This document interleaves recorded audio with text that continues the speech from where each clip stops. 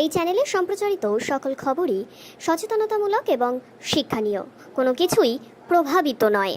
এক মাসের মধ্যে বাংলাদেশের 12 জন মৎস্যজীবী ছেড়ে দিলেও প্রায় 3 মাস বাংলাদেশে আটকে কাকদ্বীপের 84 জন মৎস্যজীবী।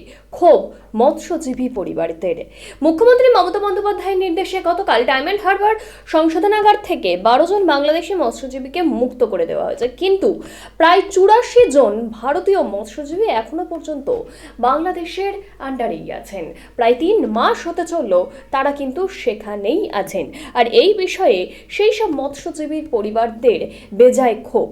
কাকদ্বীপ মৎস্যজীবী পরিবারের দাবি, প্রশাসনের আশ্বাসী 3 মাস অতিবাহিত হলেও বাংলাদেশের জেলে 84 জন মৎস্যজীবী আটক। কবে ফিরবে বাড়ির লোক আতঙ্কে। দেখাবো সেই ছবি।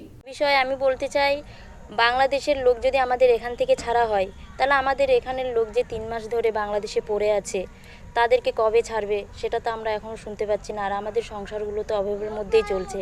আমাদের ঘরের লোকরা যদি ঘরেই ফিরে আসে তাহলে আমরা খুশি হই। আমরা তো খুব কষ্টের মধ্যেই দিন কাটছে, তাহলে আমরা এখন কিভাবে চলবো? এদেরকে তো ছেড়ে দিচ্ছে এপাশ থেকে, তাহলে আমাদের লোকগুলো কখন ছাড়া হবে? এটা তো আমাদেরকে বললে ভালো হতো। কি নাম আপনার? শিপ্রা দাস। কে রয়েছে? আমাদের লোক 3 মাস ওখানে এই বাংলাদেশে ধরা পড়েছে, এখনও 3 মাস পর্যন্ত পড়ে আছে। তাহলে আমাদের লোক কখন ছাড়া পাবে? আমাদের খুব অসুবিধা হচ্ছে, ছেলে মেয়ে নিয়ে চলাফেরা খুব অসুবিধা। আজকে তো বাংলাদেশে যে সমস্ত মৎস্যজীবীরা আটক ছিল তাদের ভারত সরকার পাঠাচ্ছে, তাহলে আমাদেরগুলো কখন পাঠাবে? সেটা আমরা ভারত সরকার, আমাদের মুখ্যমন্ত্রীর কাছে ওটা আবেদন জানাচ্ছি। কি নাম? তাদেরকে কখন আমরা ছাড়া পাবো? কি নাম আপনার? আমার নাম কাঞ্চনী দাস। বাংলাদেশের যে 12 জন মৎস্যজীবীকে উদ্ধার করা হয়েছিল তাদেরকে আজকে ছাড়া হয়েছে, এবং যে 78 জন মৎস্যজীবীকেও ধরে নিয়ে আসা হয়েছিল আমাদের টেরিটরির মধ্যে থেকে, তাদেরকেও ছাড়ার প্রস্তুতি শুরু হয়েছে।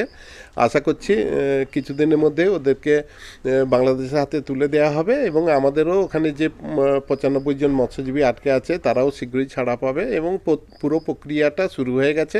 আমরা কিছুদিনের মধ্যেই এটা জানতে পারবো আশা করছি। সত্যনাথ পাত্র, সুন্দরবন সামুদ্রিক মৎস্যজীবী শ্রমিক ইউনিয়ন সম্পাদক।